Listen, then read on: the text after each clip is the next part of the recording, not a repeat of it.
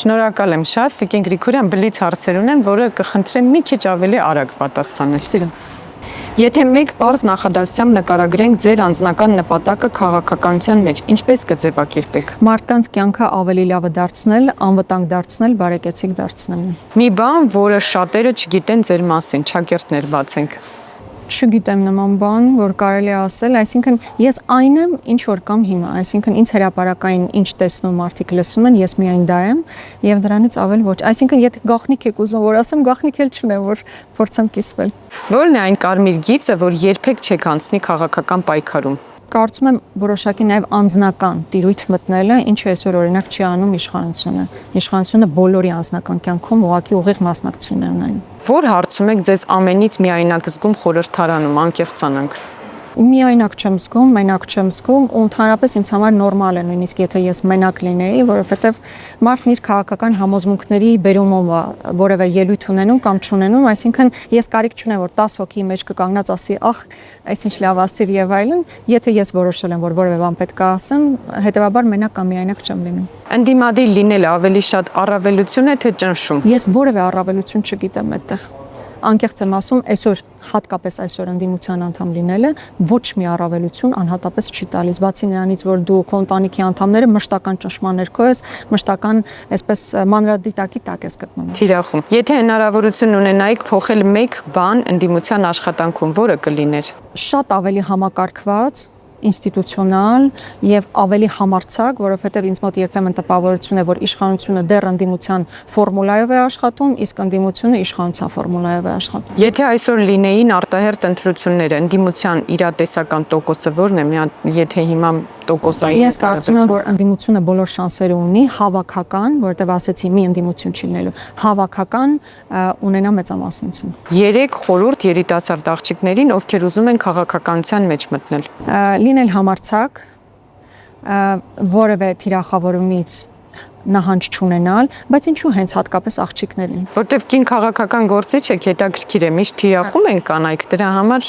եթե կինը որոշի մտնել, պետք է մտածի, որ հաստատ որպես կին էլ չեն, նրան թիրախավորում են։ Հա, լավ, այդ պարագայում, այո, լինել համարձակ, չվախենալ որևէ կերպ թիրախավորումից եւ փորձել հնարավորինս շատ մարդկանց հետ շփումներ ունենալ, կապեր հաստատել, որովհետեւ կապերը մշտապես օգնում են քաղաքականության մեջ։ Ձեր ամենաուժեղ կողմը 3 բառով։ Ուժեղը չգիտեմ, բայց շատ նկարագրական կարող եմ ասել, ես որպես մարդ շատ խոնարհ մարդ եմ, արդարամիտ եւ խիզախ։ Ինչպես եք լիցքաթափվում լարված առօրյայից հետո տանը ֆիլմ, սիրելի ամուսնու հետ, թե ռեստորանում երգերաշտություն։ Չէ, տանը ֆիլմ։ Ով է ձեզ համար քաղաքականության մեջ էտալոնային կերպարը։ Գոլդա Մեյեր։ Կին, որի փորձով ոգեշնչվում եք հուսահատության պահին։ Օրինակներ չունեմ, բայց կան տարբեր քաղաքական դեմքեր, ովքեր տարբեր իրավիճակներում լուծումներ են գտել, այսինքն տարբեր մարդիկ են ու հատկապես ես հասկանում եմ, որ կին քաղաքական գործիչի հետ եք խոսում եւ պետքա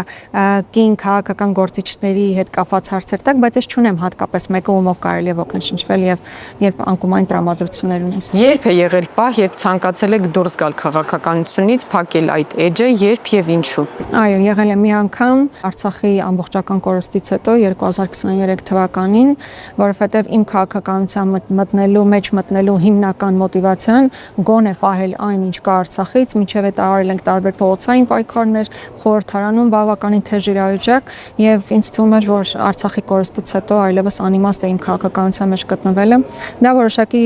ես կարողացա այդ փուլն հաղթահարել կարծելով, որ դեռ այնպիսի վերահաս վտանգներ կան, որ փորձենք, այո, գոնե դրան դիմակայել։ Ձեր կյանքի 3 սկզբունքները, որոնց երբեք չեք դավաճանի։ Մնալ հավատարիմ նախ եւ առաջ ինքս իմ սկզբունքներին, օգնել մշտապես մարդկանց դժվարին իրավիճակներում, ձեռք մեկնել բոլորին, անկախ նրանից ովքեր են այդ մարդիկ, եւ մաքսիմալ արդարամիտ լինել, որքանով հնարավոր է արդարամիտ լինել բոլոր իրավիճակներում։ Որն է կյանքի ամենադժվար որոշումը, որը ստիպված եղել եք ընդունել։ Ինձ թվում է դրա մասին մենք խոսել ենք 20 թվականից հետո որոշում կայացնելը քաղաքականության մեջ մտնել։ Դուք ավելի շատ վստահում եք ինտուիցիային, թե փաստերով եք առաջնորդվում։ Չէ, փաստերին։ Չնայած ինտուիցիան ինձ շատ օգնում է կյանքում։ Քանի որ առաջին կին քաղաքական գործիչն եք Տիկին Գրիգորյան, որին հյուրն եք ուզեմ, 5 քաղաքական գործիչ կին թվարկեք, ովքեր կուզեք, որ այս հաղորդմանը հյուր լինեն։ Ես իրականում շատ օրիգինալ չեմ լինելու եւ հիմնականում ասելու եմ այն մարդկանց, ովքեր ընդդիմադիր քաղաքական դաշտում են եւ հատկապես մեր ֆրակցիայում են, որտեղ վստահ եմ, որ նրանց որպես մարդ կարելի է շատ լավ բացահայտել Քրիստինե Վարդանյան, Ագնես Ախամոյան, Էլինար Վարդանյան,